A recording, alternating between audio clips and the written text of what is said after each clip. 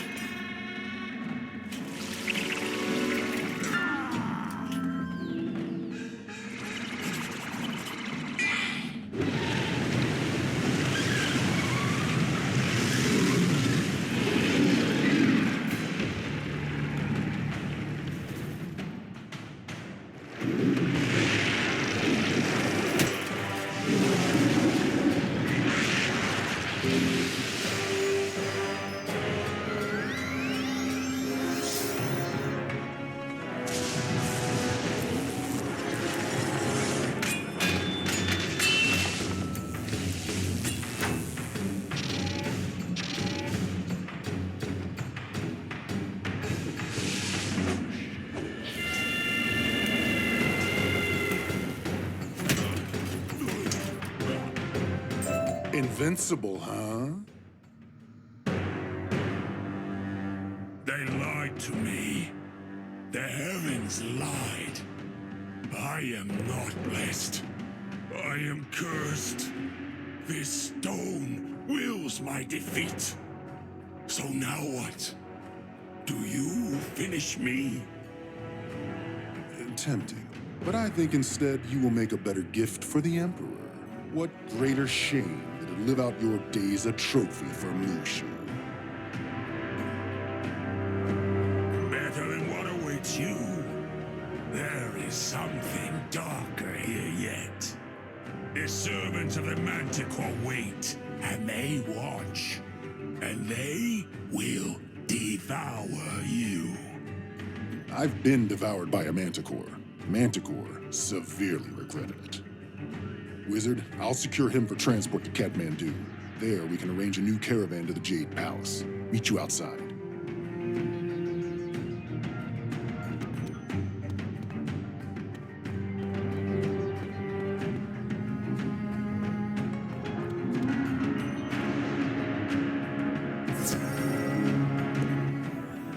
Wizard, find me. Here, open my eyes. Reveal to me myself.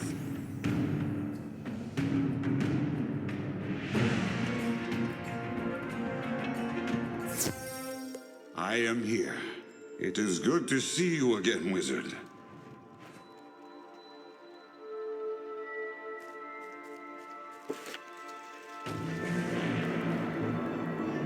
Apologies for my silence. I have not been myself, not completely. Indeed, it seems I have been split into several shards, several frames of mind. Each frame is an impulse, an unconscious fragment of myself, and each seems to innately reflect the peoples who inhabit its shard. See, this frame on the stone of heaven, as you call it, turned Tanak's toxic dreams into reality, but it was reflex. I didn't do it consciously. I wanted to join the spiral, to become a new thing in the everything. I blended shapes and magic to create what I wanted to be. Something for everyone. I think this is why the world synthesizer fragmented me so. Everyone wants something different. And in this fragmented state, I am weakened. I feel the other shards, but I can't see or control them. They are contorted by contradictory whims, and thus I am twisted into incompatible shapes. These exertions are straining me. These quiet tensions cause stress, which manifests as creatures, monsters. Help me expand my... These exertions are straining me. These quiet tensions cause stress, which manifests as creatures, monsters, enemies. Help me expand my frame of mind. Open frames on other shards to connect me to myself, strengthening me, mind and body, to deny evil wants. I wish to join the Everything, Wizard, but right now the Everything is tearing me apart. Please, help me. Wizard, you okay? I took Tungok back to Kathmandu and returned to find you staring blankly at this thing. Also, the sky changed. Seemed to be more of those breaches Tungok was using to attack Kathmandu, but they're looking toward Conatus? What happened? Frame of mind, huh? And now you need to find more? Maybe the people in Conatus can guide you there. Wish I could help. But Kathmandu's in rough shape. I think I need to help them rebuild. As they would say, our strings disentangle here. Unless you want to come down and lend a hand. Otherwise, thank you, Wizard, for showing an old warrior there are still adventures to be had.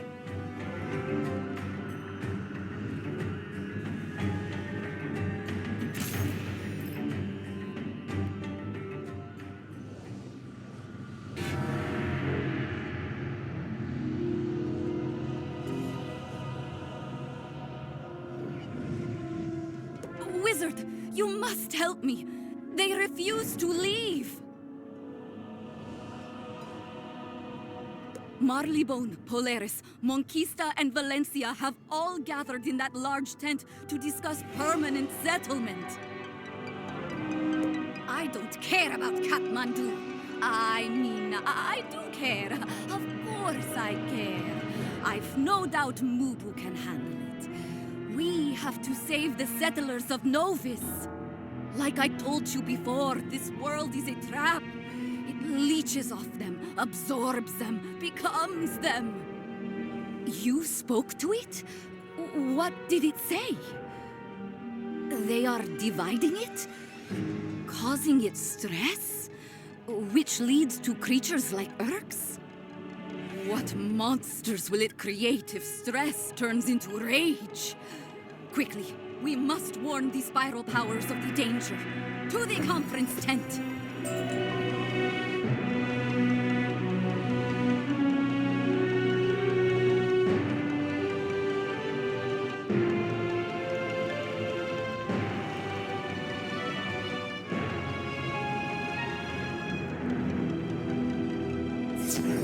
Oh, it's the tiger again. You deal with her, right? I've had my fill of apocalyptic rhetoric for one day. Very well. In the name of the Free People's Republic of Penguinonia, shining jewel of Polari, I hereby order you to scoot. But that is what I am saying. We must all scoot. Scoot for our lives. The world itself cries out for us to scoot. Can't you hear it scream? My friends, allow me. In Valencia, we have a most effective method for resolving all disputes of this nature. Arm yourselves for now. We duel!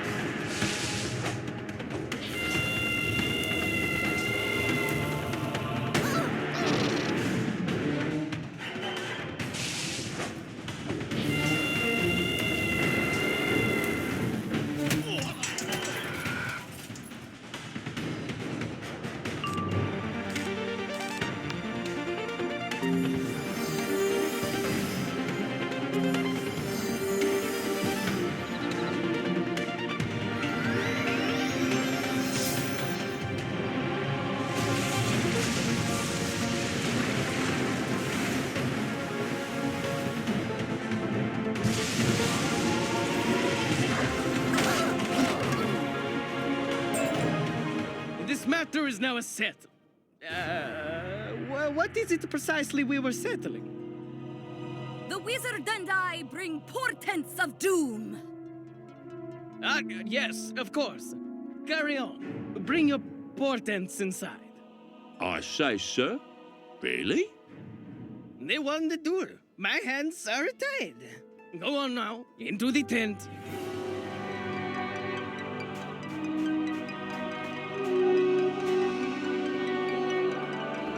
You demand that we pay you taxes to settle the lands that have appeared in our skies? Absurd! Huh. The skies are immaterial. What matters is who got there first. Our forces braved storms and ley lines, while yours huddled in fear. We left flags. Flags are not legally binding. And now contracts, yes. A paper is immutable. Paper with the names are written on it, that's a true law. Indeed. And we have signed no such paper. Thus, the Marleabonian claim is rejected. You have no authority. Nor do you. Not over us, not over the Valencians, not over the groves of the exalted banana. Our presence is clearly a sacred mandate. Yours, but ego. Stop this! I too serve a sacred order, and I have connections few can understand. You must trust me when I say this world is angry. Tell them, wizard. And this design is imprinted by our desires. Fascinating. If each shard manifests a different empire, this conflict must be quite stressing, no? Superstitious drivel. Let us be civilized, or at least as much as you lot can manage. And it gets no more civilized than first come, first served. Mighty Valencia serves no one, and you haven't assaulted our honor. I challenge you, sir, to a duel. To the dueling tent. Did they even hear the part about conflict causing the world stress?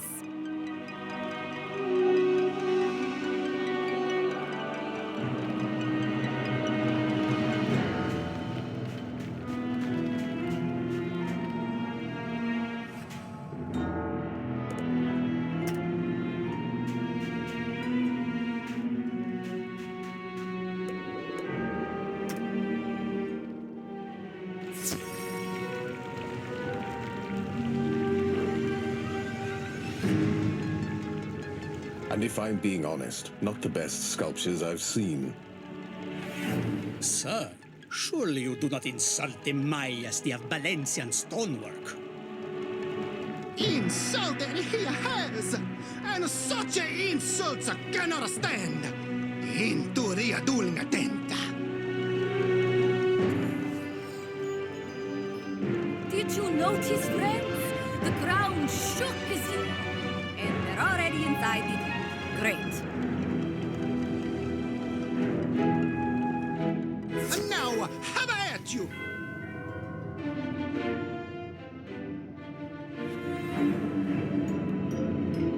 Right.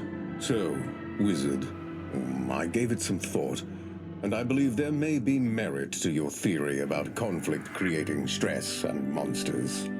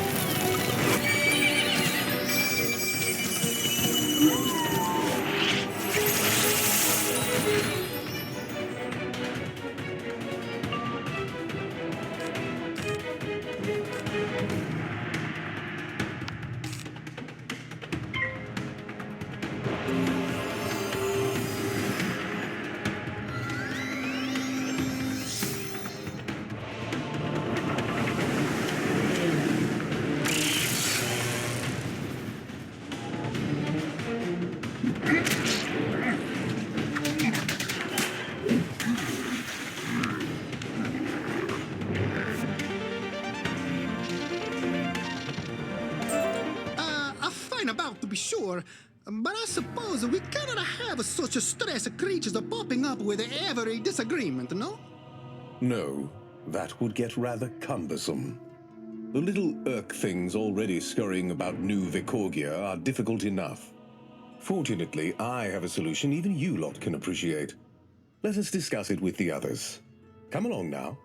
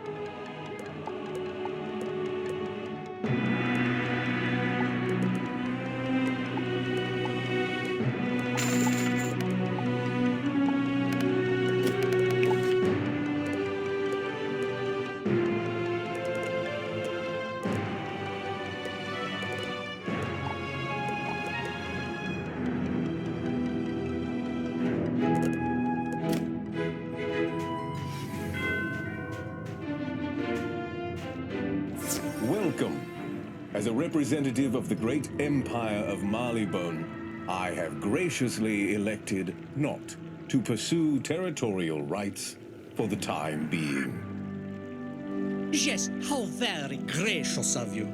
All it took was a little earthquake to make you see reason. Until we can find a peaceful manner through which to solidify our rightful claim, it seems unwise to make waves, as it were. So you now know how dangerous, how angry this place is. It bleeds stress monsters onto your streets. You must all leave it to rot in the sky. Not at all! As long as we don't fight, the world stays calm and its riches ours to plunder. And now, if this is settled, I must prepare for our governor. You fools! You meddle in matters that are beyond you. You are but animals playing with a lightning rod, and it will burn you all. Wizard, might I have a word? I do not think we have been properly introduced. Citizen Maxine Rochepierre, hero of La Resistance and leader of the new Polaris. Technically, Red Rosa heads the Citizens' Assembly, ma'am. Quiet, you! You garmless gophers! Ptui, I spit at your name! But a wizard. Now there is a name respected in Polaris. So when you say this world, this design, create lands in our image and for our use, I listen. Come with me to our shard, oui? There is a problem for which I think you are uniquely suited. Come, come. You too, you gargantuan lummox, you blocker of the sun, you.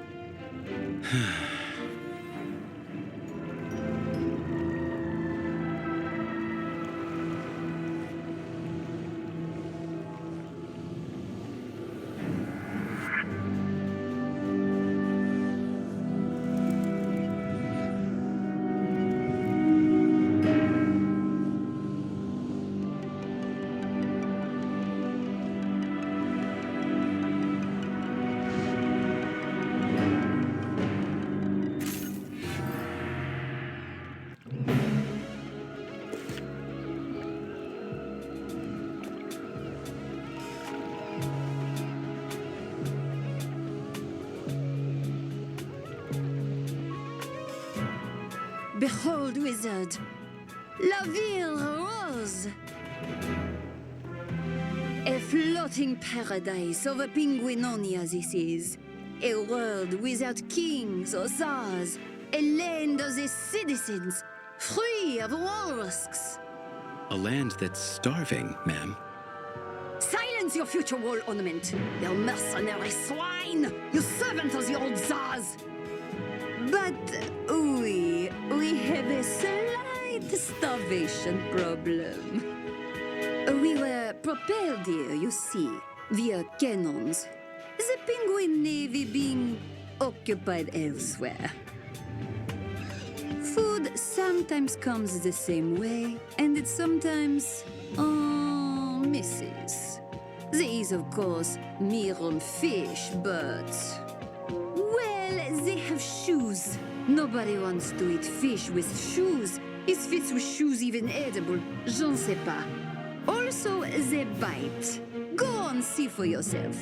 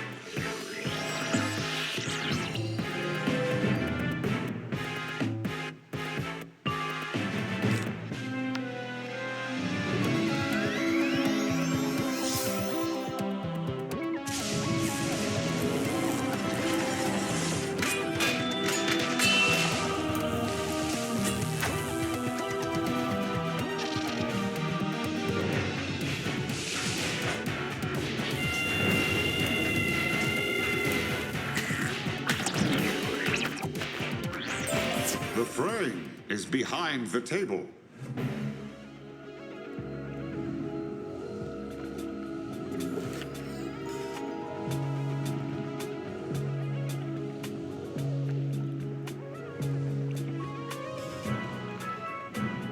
You see, it bit at you. Food that bites back is not food at all. The speaking is new, though. They've never done that before. Regardless, they must be replaced with less talky-walky fish. Simple fish, like delicious Valencian snapper. Perhaps you have a way to do this? A frame of mind? No, we have seen no such thing. But I wonder... Maybe the talking fish was actually Dazine reaching out, citizen. It did mention a frame, eh? I was just about to say that, you vitamin deficient lackwit! Désolé, wizard.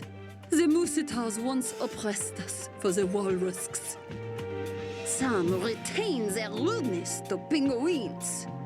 But he is right about the fish. The frame is behind the table, it said. Perhaps it means sur la café table. It was the very first thing we built when we settled in. Go now, talk to its proprietor.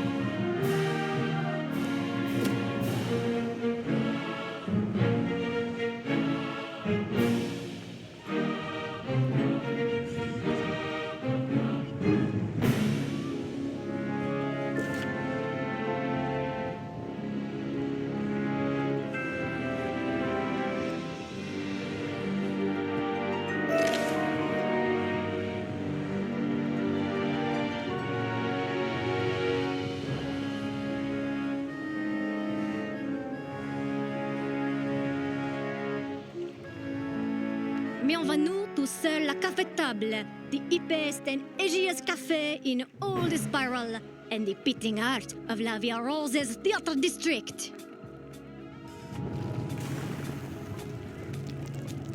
Oh no, my cafe! The earthquake is crumbling it! Quickly, there are people trapped inside! Someone must rescue them!